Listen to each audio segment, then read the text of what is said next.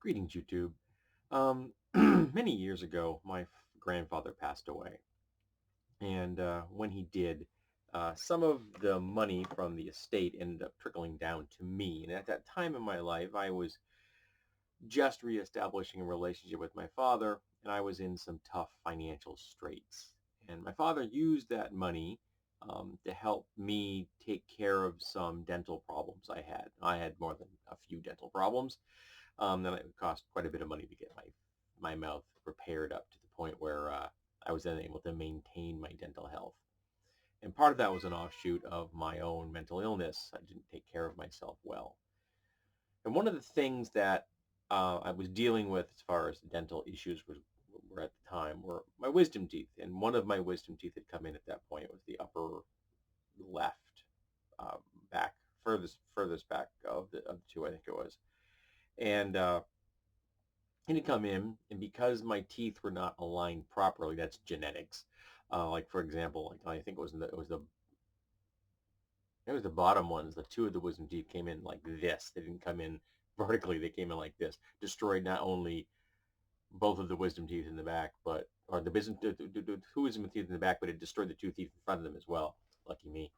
Um, and because of this, the tooth that came in, it broke shortly after coming forth from the jaw, from the gum line itself.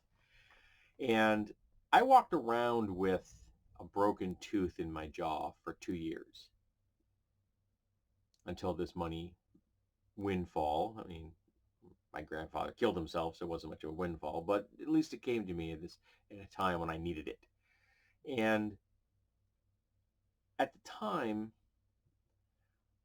I really I didn't think having a broken tooth inside my skull was a big deal. Now this was a long time ago, all right. Um, and because of one thing or another, I found myself thinking about that inheritance that my grandfather had left. Because when he died, it was the whole shebang of my father having to clear the house out and settle all my grandfather's affairs and everything, which had not been neat and tidy. My grandfather had no idea how to do anything like that. If his wife had not set up like everything for him before her death to like be paid automatically and stuff through like bank accounts and things, he would have been completely lost. So my father was handed just an absolute pile of dog poo to deal with. So yeah, he did not have a fun time. Not to mention his father had just killed himself. So we come from a long line of folks that have mental illness. And just pondering that, and it suddenly struck me that at the time, I couldn't frame it in a way that made me understand that walking around with a broken tooth in your skull was not normal. Getting a tooth pulled isn't that crushingly expensive. I could have gotten the tooth pulled and had this problem solved far earlier in the process than I did when it became a major issue because I had ignored it for so damn long. But I didn't. And I started thinking about why. And it's because at that time in my life, lost deep into my depression and my anxiety and my PTSD. It's just what I accepted. I just accepted the pain. You didn't question that. It's just what it was. And I was discussing this with my therapist today. And he said what I was describing was a condition that is often referred to as learned helplessness. You are prevented from exploring the world in a healthy way. You are prevented from being allowed to solve your own problems. You are prevented from acting in any way outside some very strict controls because you're being raised in an abusive household. So if you can't do it like XYZ because you're a kid, you can't do it like XYZ, then you're screamed at and you're hit and you're conditioned to not try to solve anything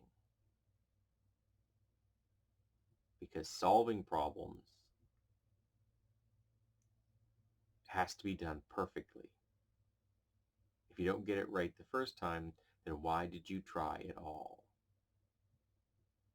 So I was conditioned just to accept the pain and not try to find the solution. Just like I said, the solution wasn't beyond my reach. It just never occurred to me to find it. Now, I did spend money at the time, but I spent money in ways that were untainted by the horrible dynamics of my childhood. So by ignoring myself and spending monies in ways that didn't connect with the abuse and the bad dynamics of my family, I could spend that money without any problem.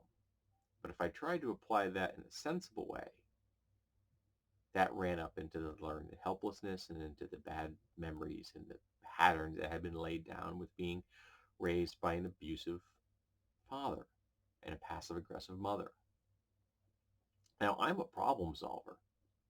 If you've looked at any of my craft videos, and please do, take a look at my craft videos, I often encounter things like, wow, I wanted to do this and it just failed completely. Sometimes literally because I break things because I think I can do this, and then have the thing I'm working on just fall apart, occasionally literally, and then have to come up with an entirely new tactic to figure out how the hell am I going to solve this problem. Now, admittedly, it's a problem of my own making, but it's still a problem sitting in front of me, and I would really like that problem to get fixed.